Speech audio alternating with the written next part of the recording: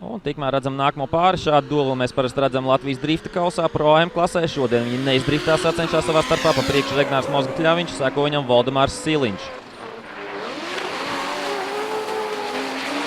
Ar labu ārēju līniju sāk braucienu. Siliņš diezgan tuvu Mozgatļaviņam.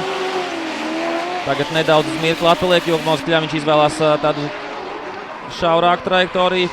Siliņš ļoti lielā leņķī ieliek tajā līkumā un spiests atpalikt. Uz pašām beigām cenšas saķert Pro AM klases pilotu. Skatīsimies, kā viņiem tagad ies otrajā braucienā. Mozgatļaviņš nedaudz ietur distanci. Siliņš pat diezgan atzīstama trajektorija pirmajā līkumā. Diezgan patālu Mozgatļaviņš, nespēja viņš tikt līdzi Siliņam un iztaisno automašīnu Mozgatļaviņš. Iztaisno savu automašīnu. Nobrauc līdz galam. Atrāvies nedaudz Siliņš, iemetienu zonā jau. Labā ārējā trajektorija viņam. Labā leņķī, Kivi ar mazāku leņķi pietuvojies ir Siliņam. Bet Siliņš pa ļoti labu trajektoriju šobrīd veic savu vadošo braucienu. Tagad nedaudz iepalika un Kivi izskatījās, ka pataisnojās. Pataisnojās, nebija viņam īsti palikt pret Siliņu. Kā viņš spējas nosakot somu pilotam. Ļoti tuvu turpat blakus Siliņš veic labu pārmetienu.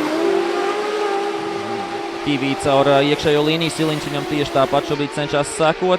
Nedaudz iepalika Siliņš un izbrauc ārpus trases. Siliņš pārāk liels ātrums viņam tur bija. Siliņš iemetienu zonā, atkal atrāvies no Kivi, tāpat kā pirmajā braucienā. Kivi, protams, arī atkal ar mazāku leņķi cenšas pietuvoties Siliņam. Laba trajektorija un labi dūmi Siliņam. Lielā leņķī viņš šajā līkumā. Kivi nedaudz pietuvojās, bet tāpatās ar pamatīgu dūmu un turpat blakus. Un Siliņš ļoti tuvu ieliek Kivi blakus pirmajā līkumā. Turpat blakus viņš cenšas noturēties arī tālāk. Kivi, protams, mēģina nedaudz caur šaurāku trajektoriju aizmukt projām.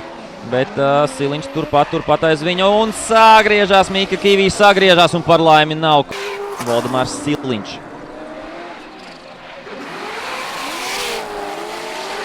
Ulas ar labu sānslīdi, bet Siliņš viņam ļoti tuvu seko.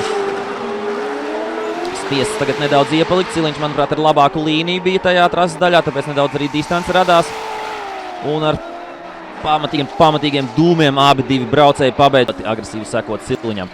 Un iemetienu brīdī jau viņš ir praktiski turpat blakus. Siliņš, protams, centīsies aizmukt, bet tas ir grūti. No Erika Ulas aizmukt. Eriks Ulas tieši turpat blakus. Tagad nedaudz iepalika, bet jau uz pēdējo līkumu.